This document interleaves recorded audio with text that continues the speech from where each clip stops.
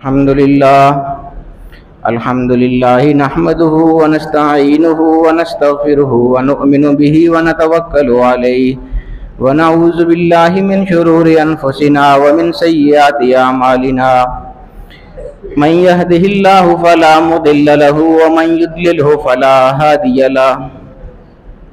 ونشهد أن لا إله إلا الله وحده لا شريك له ونشهد أن سيدنا وشفيعنا ومولانا محمدا عبده ورسوله أما بعد فقد قال الله تبارك وتعالى في كلامه المجيد والفرقان الحميد أعوذ بالله من الشيطان الرجيم بسم الله الرحمن الرحيم ولو أنهم إذ ظلموا أنفسهم جاءوك فاستغفروا الله واستغفر لهم الرسول لوجدوا الله توابا رحيما وقال تعالى في مقام آخر قل يا عبادي الذين أسرفوا على أنفسهم لا تقنطوا من رحمة الله إن الله يغفر الذنوب جميعا إنه هو الغفور الرحيم وقال تعالى في مقام آخر إن الله وملائكته يصلون على النبي يا أيها الذين آمنوا صلوا عليه وسلموا تسليما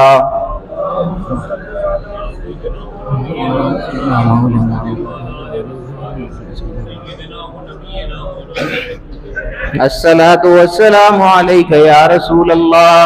وعلى آلك وأصحابك يا حبيب الله الصلاة والسلام عليك يا شفيع المذنبين وعلى آلك وأصحابك يا رحمة للعالمين.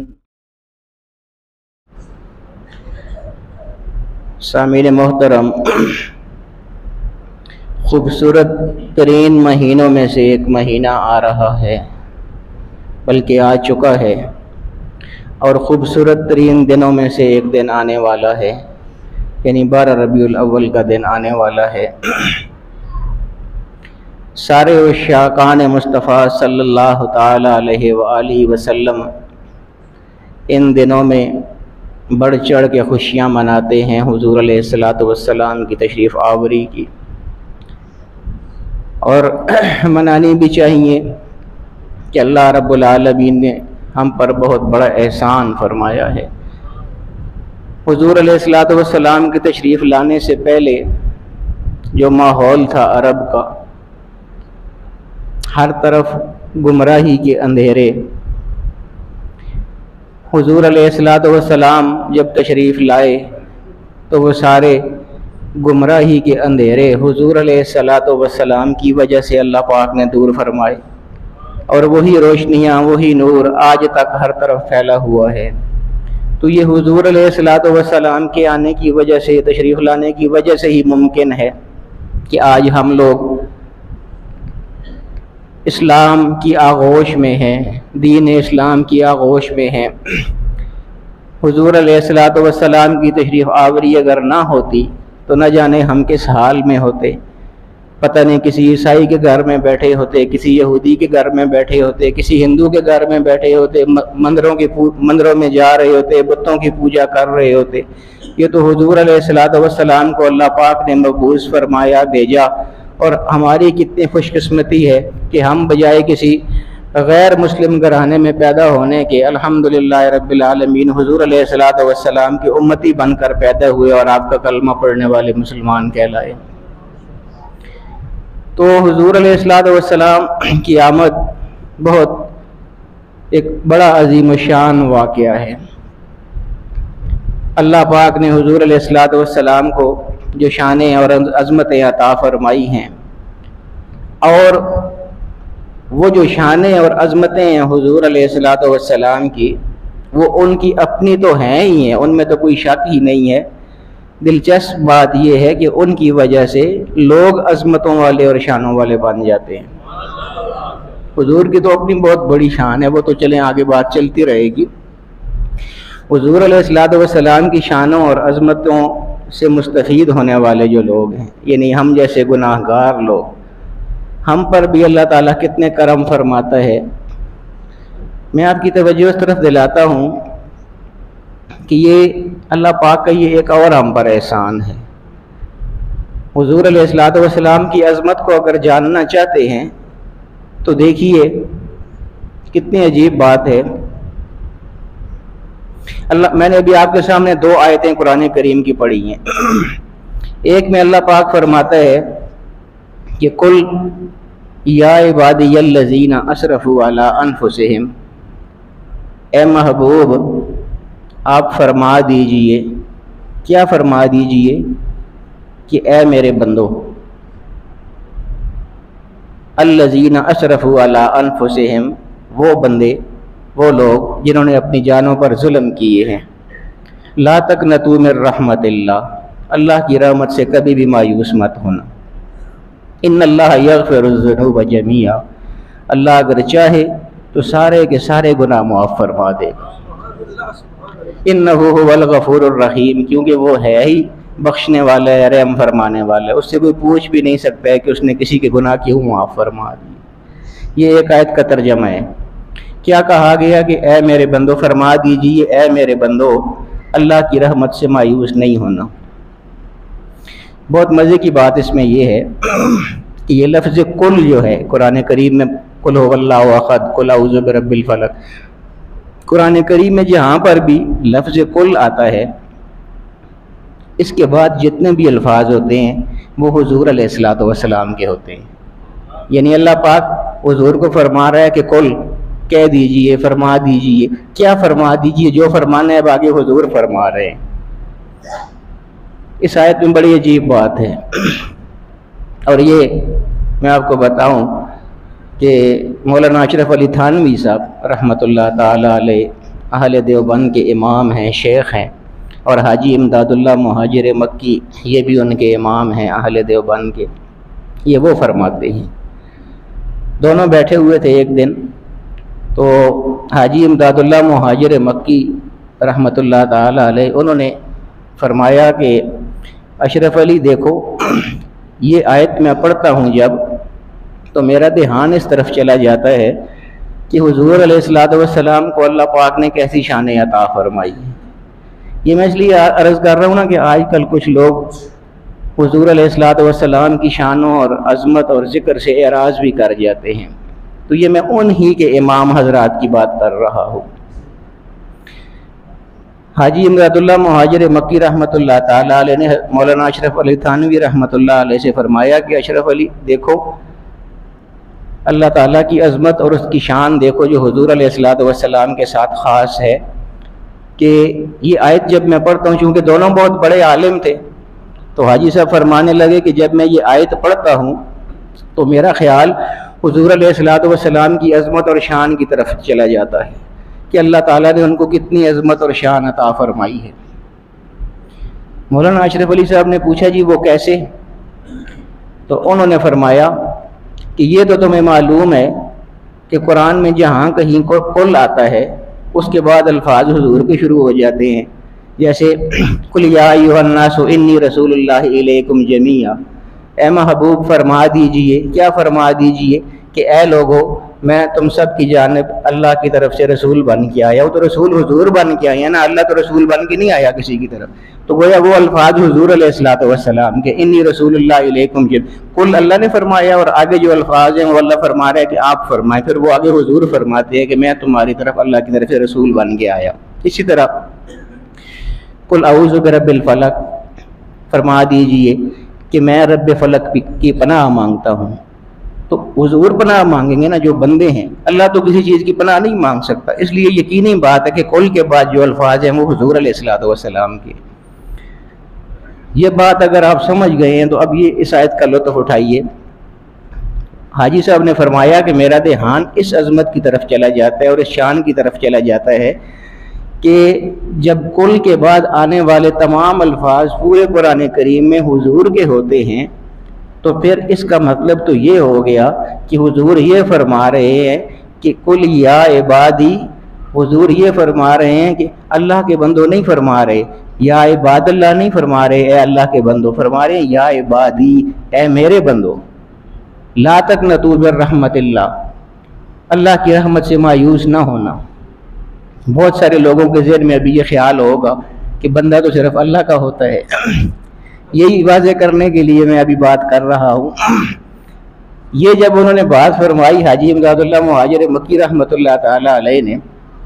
تو اشرف علی تھانوی صاحب نے فرمایا جی کہ آپ درست فرما رہے ہیں۔ آپ نے جب یہ فرمایا تو میرے ذہن میں اس پر ایک اور دلیل بھی آ گئی ہے اسی آیت کی وجہ سے، اور وہ یہ ہے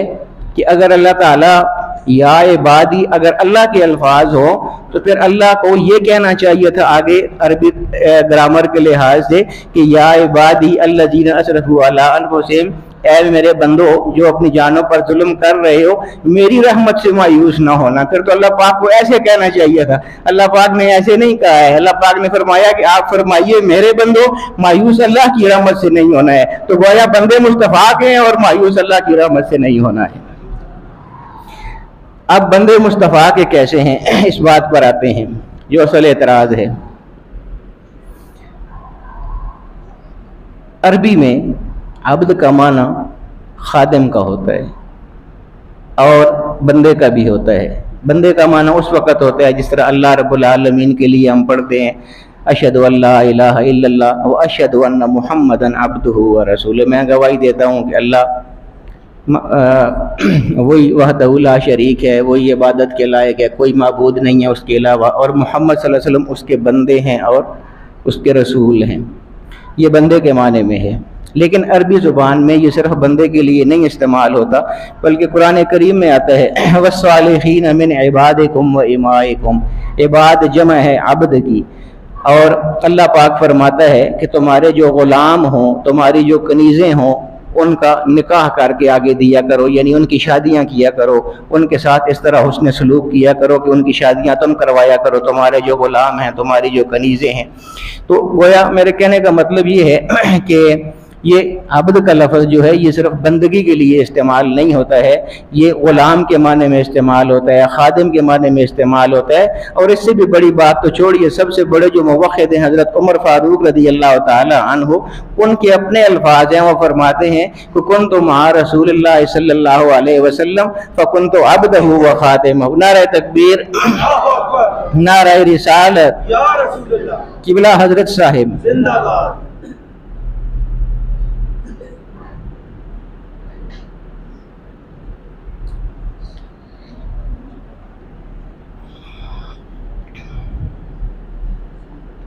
تو وہ حضرت عمر رضی اللہ تعالیٰ عنہ، حضرت عمر فاروق رضی اللہ تعالیٰ عنہ فرماتے ہیں کہ کنت مع رسول اللہ صلی اللہ علیہ وسلم فکنت عبدہ و خادمہ، میں حضور علیہ الصلوۃ والسلام کے ساتھ جب ہوا کرتا تھا، جب بھی کہیں سفر میں ہوتے تھے تو فکنت عبدہ، میں اس وقت ان کا عبد ہوتا تھا، ان کا نوکر ہوتا تھا، ان کا خادم ہوا کرتا تھا۔ حضور علیہ الصلوۃ والسلام کی یہ ایک آیت تو یہ میں نے دو پڑھی ہے نا، تو ایک یہ آیت ہے۔ دوسری آیت دیکھیے، وہ عظمت اور شان کی بات ہو رہی ہے حضور علیہ الصلوۃ والسلام کی۔ دوسری آیت میں اللہ پاک فرماتا ہے کہ وَلَوْ أَنَّهُمْ إِذْ ظَلَمُوا أَنفُسَهُمْ جَاءُوكَ، یعنی اس آیت میں کیا تھا، قُلْ يَا عِبَادِي، میرے بندوں سے یہ فرما دیجیے، کیا فرما دیجیے، الَّذِينَ أَسْرَفُوا عَلَىٰ أَنفُسِهِمْ، جنہوں نے اپنی جانوں پر ظلم کیا، یہی الفاظ ہیں وہاں پر۔ اس آیت میں دیکھیے وَلَوْ أَنَّهُمْ إِذْ ظَلَمُوا أَنفُسَهُمْ، ایسے لوگ جو اپنی جانوں پر ظلم کر بیٹھے، وہی الفاظ ہیں یہاں پر بھی، لیکن آگے کیا فرمایا اللہ پاک نے، جاؤکا اذ ظلموا انفسہم جاؤکا، اگر ایسے لوگ جو گناہ کر بیٹھیں تو پھر ان کو کیا کرنا چاہیے؟ اللہ پاک نے تو فرمایا تھا نا کہ میں معاف کر دوں گا لیکن اور بخش دوں گا، لیکن کب معاف کر دوں گا اور کب بخش دوں گا، اس کے لیے اللہ پاک نے پھر اس آیت میں تشریح فرمایا کہ وہ لوگ جو اپنی جانوں پر ظلم کر بیٹھیں تو ان کی پھر کیا طریقہ ہوگا، وہ گناہ بخشوانے کا کیا طریقہ ہوگا، وہ گناہ معاف کروانے کا کیا طریقہ ہوگا۔ یہ تو بتا دیا اس آیت میں کہ مجھ سے معافی مانگنی ہوگی، مجھ سے مغفرت مانگنی ہوگی، لیکن اللہ پاک نے اس آیت میں پھر مزید یہ واضح فرمایا کہ مجھ سے معافیاں اور مغفرت تو ماننی ہوں گی، لیکن یہ سارا کچھ مشروط ہے اس کے ساتھ کہ میرے محبوب کے بارگاہ میں بھی آنا ہے، وہاں آ کر اللہ پاک سے بخشش مانگنی ہے، اور پھر صرف اپنی بخشش کافی نہیں ہے، وَاسْتَغْفَرَ لَهُمُ الرَّسُولُ، اس رسول کے مبارک لب بھی ان کی بخشش کے لیے ہل جائیں تو اللہ پاک پھر بخشنے والا بھی پائیں گے اور مہربان بھی پائیں گے۔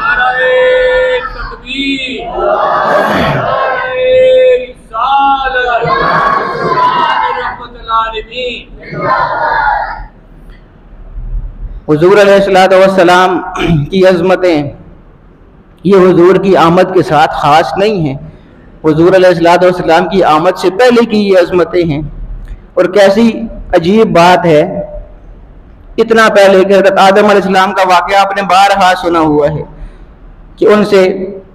एक भूल हो गई थी, निस्यान की वजह से निस्यान हो गया था। फनसिया वलम नजिद लहु अज़्मा, कुरान करीम में अल्लाह पाक फरमाता है कि वो भूल गए थे, जानबूझ के उन्होंने गलती नहीं की थी। बहरहाल एक ज़माना वो अल्लाह पाक से माफ़ी मांगते रहे, हालांकि इतना बड़ा तो गुनाह नहीं था, गलती से हुआ था। और गलती से जो चीज़ होती है उस पर तो गिरफ्त ही कोई नहीं होती है। गलती से आदमी हम रोज़े में पानी पी लें, कुछ खा लें, तो हमारे रोज़े पे कोई फ़र्क नहीं पड़ता, क्योंकि मुआख़ज़ा ही कोई ने भूल के कोई काम होने की वजह से। उन्होंने भूल के ही वो काम उनसे हुआ था, लेकिन वो थे इतने बड़े रुतबे के कि अल्लाह पाक ये फरमाता है कि वो तो इतना बड़ा आदमी था, इतनी बड़ी शख्सियत थी कि हमने सारे मलाइका को सजदा करवा दिया था उसको, इतनी बड़ी शख्सियत, उससे गलती हो तो क्यों हो किसी आम बंदे से। वही मैं कहता हूँ ना कि जितने फजाइल होते हैं ना बड़े लोगों के, उतने ही उनके लिए बहुत खतरनाक भी होता है। यानी छोटी सी लग़ज़श भी उनकी बहुत बड़ी लग़ज़श शुमार हो जाती है, छोटी सी कोताही किसी से हो जाती है वो बहुत बड़ी कोताही शुमार। जैसे अज़मतें बहुत ज़्यादा हैं, इसी तरह अल्लाह पाक की नाफरमानी का भी बहुत ज़्यादा खतरा रहता है, छोटी सी बात नाफरमानी पर महमूल हो जाती है। तो अल्लाह पाक फरमाता है कि किसी और से गलती हो तो हो, इससे क्यों गलती हुई थी, आदम से गलती क्यों हुई थी, वो तो मस्जूद मलाइका था, सारे मलाइका ने उसको सजदे किए हुए थे, उससे कैसे गलती होगी, उसको हमने अपना खलीफा बनाया था, इतना बड़ा एजाज दिया था। तो बहरहाल गलती हो गई, निशान हो गया, भूल हो गई, उसकी पादाश में जन्नत से निकाल दिए गए हज़रत आदम अलैहिस्सलाम। बेशुमार अरसे तक, बड़े लंबे अरसे तक माफ़ियाँ मांगते रहे अल्लाह रब्बुल आलमीन से, माफ़ी नहीं मिल रही थी। वही बात है कि उनके लिए उनके यहाँ गलती भी बड़ी थी, अल्लाह के यहाँ उनकी गलती बड़ी थी, मकाम और मर्तबे के एतबार से माफ़ी नहीं हो रही थी। बिलाखिर एक दिन उनको ख्याल आया कि उन्होंने इस तरह दुआ की कि बारी ताला तेरा जो आखिरी नबी है मुहम्मद रसूलुल्लाह, बारी ताला मैं उसका वास्ता पेश करते हुए मेरी कोताही को माफ़ फरमा दे। अल्लाह पाक ने फरमाया कि तेरी कोताही को तो आदम मैं अब माफ़ फरमा दूंगा, लेकिन मुझे ये बता कि उस नबी का तुझे कैसे ख्याल आ गया। हज़रत आदम अलैहिस्सलाम तो पहले शख्सियत है ना इस दुनिया में आने वाले, और आका अलैहिस्सलाम तो आखिरी नबी है, उन्होंने सबसे आखिर में आना था। तो अल्लाह पाक ने फरमाया कि अभी जो तुम्हें उसका पता कैसे चल गया, उसका ख्याल कैसे आ गया और उसका वजीला कैसे पेश कर रहा है। तो हज़रत आदम अलैहिस्सलाम ने फरमाया कि बारी ताला ये कोई ढकी छुपी बात तो नहीं है, ये तो जब तूने मुझे पैदा किया था तो मैं जहां जहां निगाह दौड़ाता था मुझे दो कलमे लिखे हुए नजर आते थे, ला इलाहा इल्लल्लाह और मुहम्मद रसूलुल्लाह। मैं जन्नत में जब निगाह दौड़ाता था तो ला इलाहा इल्लल्लाह मुहम्मद रसूलुल्लाह लिखा नजर आता था, तो मैं उसी वक्त ये समझ गया था कि ये कोई बहुत अजीम हस्ती बाद में आएगी जिसका नाम अल्लाह ने हर जगह अपने नाम के साथ लिखा हुआ है। जहां भी ला इलाहा इल्लल्लाह लिखा होता है वहां मुहम्मद रसूलुल्लाह भी लिखा होता है। तो मैं ये समझ गया कि ये बहुत अजीम हस्ती आने वाली है, इसलिए बारी ताला आज उसका वास्ता पेश किया है, उसका वसीला पेश किया है। अल्लाह पाक ने फरमाया कि हाँ आदम तू ठीक समझा है, लमा खलक़तुका, अगर वो ना आता इस दुनिया में तो मैं आदम तुझको भी पैदा ना करता, तू भी उसी के सदके में आया और तुम्हारी गलती को भी उसी के सदके में आज माफ कर रहा।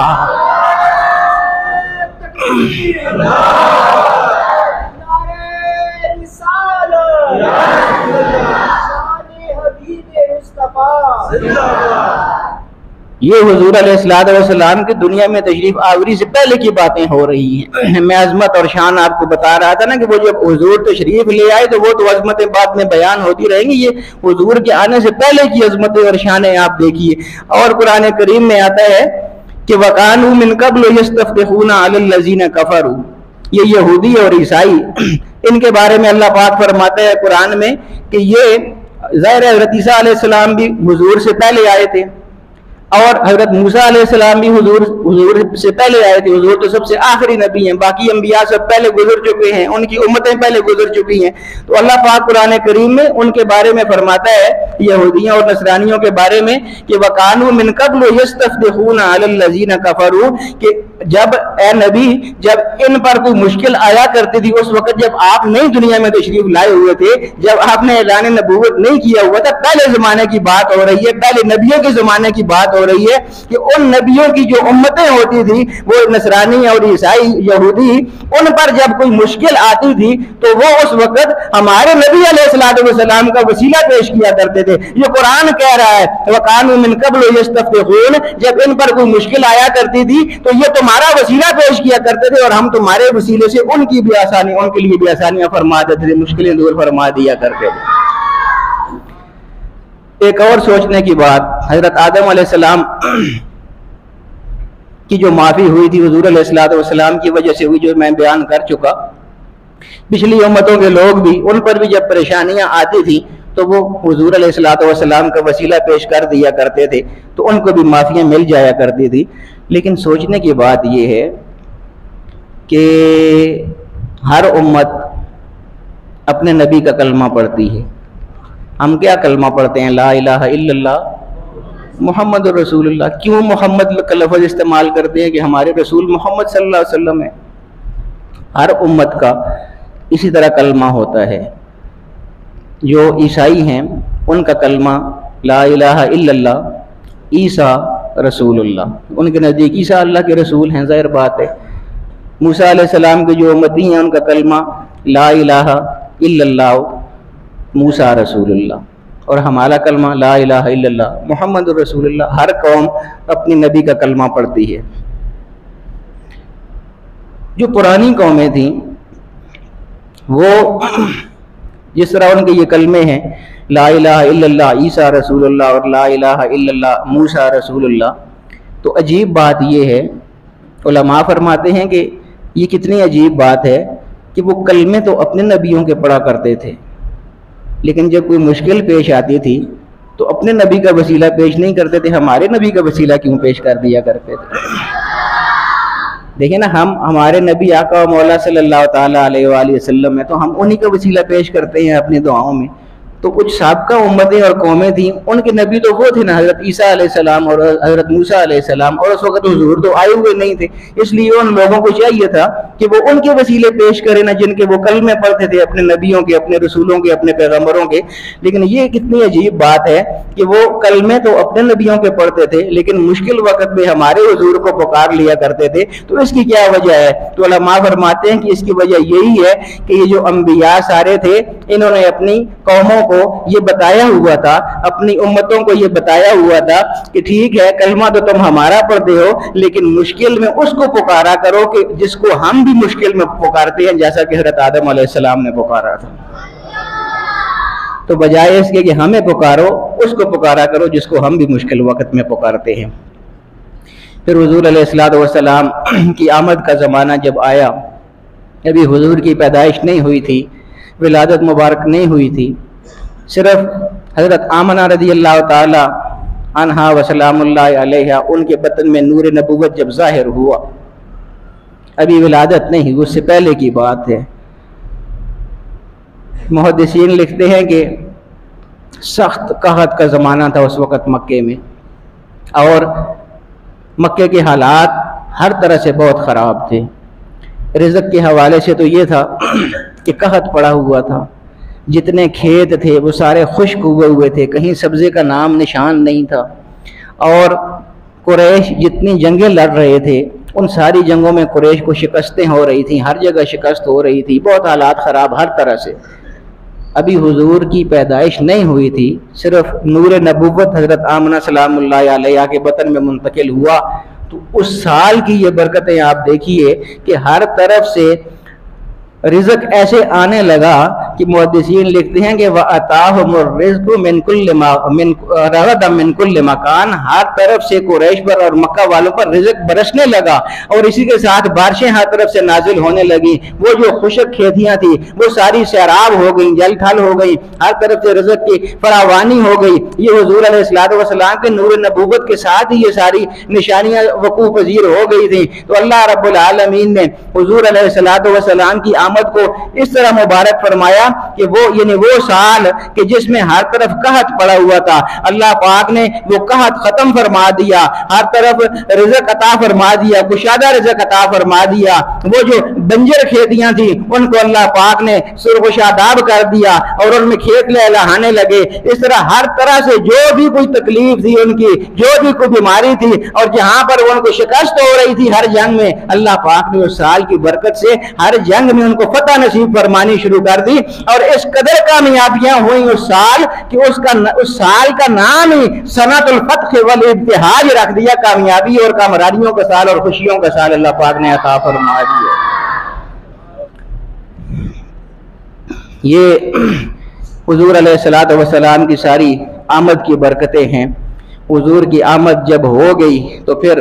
वो जो आगे हालात हैं वो तो बहुत अजीब व गरीब हालात हैं। इंशाअल्लाह ये सिलसिला हमारा आगे चलता रहेगा। अल्लाह रब्बुल आलमीन हमें हुजूर की आमद की खुशियाँ सही तरीके से मनाने की तौफीक अता फरमाए। व आखिरु दावाना अनिल हम्दुलिल्लाहि रब्बिल